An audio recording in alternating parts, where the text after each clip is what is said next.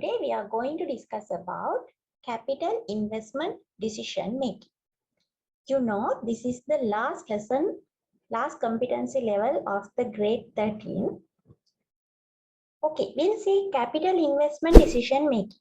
We know the effects of a long-term decision can have significant financial impact on a company for years.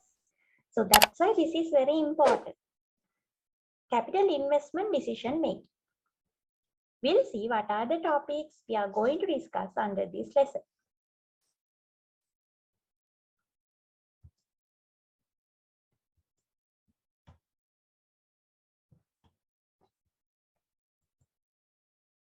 Those are the learning outcomes. Those are the topics we are going to discuss under this. First, we are going to discuss what is meant by long-term decisions.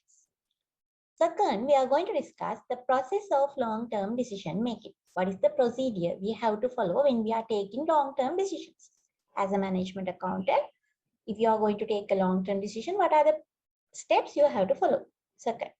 Third one, we are going to discuss about the identification of cash flow estimations related to the long-term decisions and how to calculate the net cash flow. Those are the three basic areas we are going to learn under this lesson. Okay, we'll see basically the management decisions can be classified into two. First one, short-term decisions, and the second one, long-term decisions. Basically, management decisions can be categorized into two, short-term and long-term. We'll see what are the examples comes under short-term decisions. Look at the examples given here. Increase in the sales price, that means unit price. Change in the stock level, change in the credit period of the debtors, increasing the quantity of sales, implementing a sales promotion campaign, I mean the new sales promotion campaign. Those things can be taken as short-term decisions. That means we can take these decisions without putting much effort. Easily we can take without putting much effort, without spending more money. We can take this type of decisions. That's why we call them as short-term decisions. Look at the other side. Examples for the long-term decisions. That is the area we are going to discuss under this lesson, long-term decisions. Another word for that, capital investment decisions. Look at the examples given here. Construction of a factory. Think about that example, construction of a factory. Assume we have only one factory, but due to our sales increases, we are going to expand our production. So we need another new factory. So we are going to construct a new factory. So that is a long-term decision because we have to spend more money on this. So we can't take immediate quick decision regarding this. We have to consider the cash inflows and outflows before we take this decision. That's why it comes under long-term decision, construction of a factory. Purchase of property, plant and equipment. Yes, we know property, plant and equipment means land, building, machinery, equipments, motor vehicles. Those things comes under property, plant and equipment. Purchasing or acquiring related to the property, plant and equipment comes under long-term decision, right? Third one, construction of a highway, construction of a car park for our company, makes alterations to the curriculum of school of professional institutes. Those things comes under long-term decisions. Other than that, I have given another examples. Establishment of new telecommunication system, establishment of a new computer system. Those things also comes under long-term decisions, right? So as example, look at the last one, establishment of a new computer system. Assume we are using a separate system, but we need to change it to the another system. So we have to take a decision. We have to consider what is the best system for our company, and we have to purchase that particular system and should be implemented, right? That particular procedure we call as long-term decisions, right? So we'll see how to define long-term decisions. Look at the definition given here. Capital investment decisions involve the judgment made by a management team in regard to how funds will be spent to procure capital assets. Simply, that means how management accountants spend money to acquire long-term assets, right? So that is, we can simply call as long-term decisions. As management accountant, they have to take the long-term decisions, right? They have to take the long-term decisions. That procedure next we are going to discuss. We'll see the characteristics of long-term decisions. I have given 4 characteristics. Look at the first point. Expected scale of investment is large. I told you at the beginning when we categorize the long-term decisions, management decisions into 2, short-term and long-term. I told you short-term decisions are very quickly we can take. But long-term decisions we can't take because the investment, the amount of investment is large, right? Expected scale of investment is large. We have to spend more money on this long-term investments. Second, risk due to long-term. Yes, definitely. Not like short-term decisions. Long-term decisions, they have inherent risk. Because of that, when we are taking that type of decisions, we have to consider all the cash inflows and cash outflows before we take that decision. Third one, decisions are unchangeable, unalterable. A wrong decision couldn't be able to change. Yes, before we take the decision, we have to consider all the cash inflows and cash outflows very carefully. Very carefully, we have to do the analysis before we take this decision. Otherwise, we have to suffer a lot because we have to invest our money and we have to invest more money. We have to spend more time to take that decision. Think what happened after implementing the decision. If it is unsuccessful, then we have to suffer. So before we take this type of decisions, we have to think a lot. Last one, funds are necessary throughout the long term. That also a characteristic. What is that? Funds are necessary throughout the long term. Yes. A short-term decision, simply we can spend money and can implement. But long-term decisions, not like that. Some decisions, I assume we are taking investment project. The useful lifetime of that investment is 10 years. Sometimes at the end of the 10th year, we have to spend money. Like that, funds are necessary throughout the long term. It depends on the nature of the project. Those are the characteristics. So we'll see what is the decision, long-term decision-making process. What is the procedure?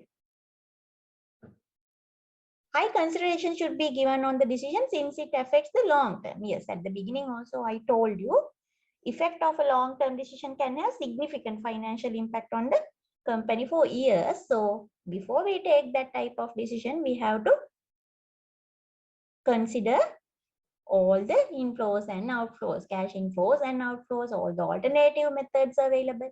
We have to consider. Therefore, the following steps should be followed in making long-term decisions. They have given 4 steps. We'll see one by one. First one, identifying the alternatives of investment.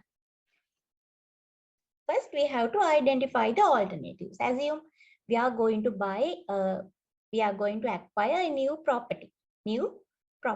land. Assume we are going to acquire new land for our company, right? So before we purchase a land, we have to consider what are the alternative lands available to buy, right? We have to consider what are the lands available to buy. So first step is identifying the alternatives of investment. Or otherwise, assume we are going to buy a new machinery. We are going to buy a new machinery. So we have to do a field visit at in the market and should consider all the machines available in the market which are suit to our requirement, right? So assume there are 5 machines available in the market which can be suit to our requirement. There are 5 machines, right? So what we have to do is, first we have to identify what are the machines available in the market. Second, establishing the cash flows of alternatives. There are 5 machines. Machine number 1, 2, 3, 4, 5. Like that, there are 5 machines available. Next, what we have to do is establishing the cash flows of alternatives. If we buy the first machine, what is the initial cash flow? Then which type of outcome we can get? Likewise, we have to establish the cash flows. At the end of the useful lifetime, what is the scrap value? That means at the end of the useful lifetime, for which value we can sell that particular machine. Likewise, we have to establish the cash flows of alternatives. That means if there are 5 machines available, then we have to establish 5 cash flows related to the alternative machines. That is the second step. Third one, evaluating the alternatives. Then we have 5 sets of cash flows related to the 5 machines. Then third one, we have to evaluate the alternatives. That means one by one we have to compare. If we buy the machine number 1, which type of cash flow will be there? If we buy the second alternative, which type of cash flow will be there? Likewise, we have to evaluate, right? Last step of this procedure, selecting and implementing the suitable project. There are 5 machines. By looking at the net cash flows, we can select which machine will be suitable to buy. Likewise, last step is selecting and implementing the suitable project. Okay, look at this one. Basically, the cash flow. Here we discussed that we have to evaluate the alternatives. Before we evaluate, we should identify the cash flows, right? So now we are going to discuss about the how to evaluate, how to calculate the cash flows. Basically, in a capital investment decision making, we can identify the cash flows related to the investment, basically 3 types. Cash flows related to the investment, basically 3 types. First one, look at the first one. Here, initial investment cash flows. First one, initial investment cash flows. Initially, which type of cash flow we have to spend, right? Second, annual operating cash flows. That means after implementing the project, annually, which type of cash flows will be there? Third, last one, terminal cash flows. Terminal means at last, at the end, which type of cash flows will be there. Each and every cash flow contains cash inflows and cash outflows. Cash inflows and cash outflows, right? So sometimes there can be only cash inflows, sometimes there can be cash outflows, but we have to consider both. If there's cash inflows and outflows, we have to consider both inflows and outflows. Finally, we can calculate net cash flow, right? Here also same, annual operating cash flow also, cash inflows and outflows we have to consider. Then finally, we can take the net cash flow. Here also, terminal cash flow also, cash inflows and outflows. By considering both, we can calculate the net cash flow. After considering all these three cash flows, basic three cash flows, that means initial investment cash flows, annual operating cash flows, and terminal cash flows, at the end, we can calculate the net cash flow of the investment, right? Next video, I'm going to discuss these initial investment cash flows, annual operating cash flows, terminal cash flows separately. But here you should know, basically cash flows can be categorized into 3: initial, annual, and terminal. Right. Next part, important factors when considering cash flows. What are the important factors we have to consider when we evaluate the cash flows? First one, always we have to consider the after tax cash flows. Second, only the incremental cash flows are considered. It means not the existing cash flows, the cash flows which are increased due to investment considered here. Yes, always we have to consider the incremental cash flows. That means, as example, assume our normal sales income is 1 lakh, right? Monthly sales income is 1 lakh, 100,000, right? Due to new machine purchased, our sales income, now our monthly sales income is 150,000. So to evaluate this project, we have to take only 50,000, not the 150,000, because existing sales revenue was 100,000. Due to this new machine, it increased by 50,000. That means new sales revenue is 150,000. Only the incremental cash flow should be considered. Only 50,000 sales revenue should be identified as the cash inflow, right? That is the second one. Third one includes all the cash flows happen due to indirect effects to the investment. All the cash flows happen due to indirect effects to the investment. We have to consider all the cash flows happen due to indirect effect to the investment. Fourth one, sunk cost. The cost which already incurred is not considered as a cash flows. Sunk cost we can't consider. Sunk cost means the cost which have already incurred. We can't reverse them. We can't change them. So those sunk costs cannot be considered as a cash flow, right? Fifth one, interest is not included in cash flows. Interest we can't consider under the cash flows. Sixth one, depreciation and non-cash expenses are not considered as cash flows. So we know that cash flow means definitely there should be cash inflow or outflow. Cash, right?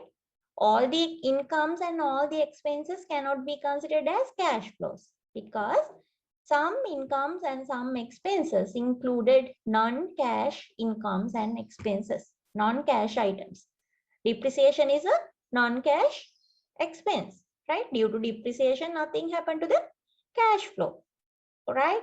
So those things. And as example, the property, plant and equipment sales income, sales value we can take, but sales income is a non-cash item. Those things we can't consider. Bad debt is a non-cash expense, right? So those things we have to skip when we consider the cash flows. Those are the important factors we have to consider the cash flows.